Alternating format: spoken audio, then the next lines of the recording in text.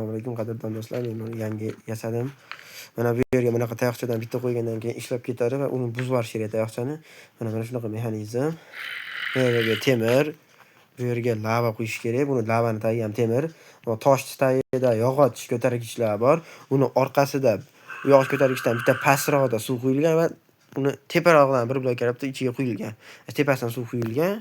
Shunaqa turibdi mana. Buni nima qilish kerak, endi nima foydasi bor deyishganlar bo'lishi mumkin. Videoni oxirigacha ko'rsanglar bilasizlar mana. Hozir bu yerga TNTni qo'yib portlatamiz.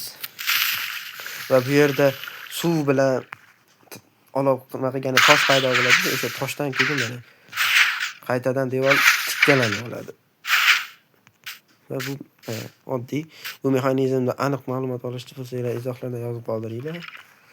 Buni ham yasab chiqarishim mumkin. Bunga uzoq vaqt bo'lib ketadiganligi uchun men qisqa qilib yasab olib chiqardim. Mana do'stlar, ko'rsataman. Obuna bo'lib kanalga do'stlar, bitta like deb qolmasa.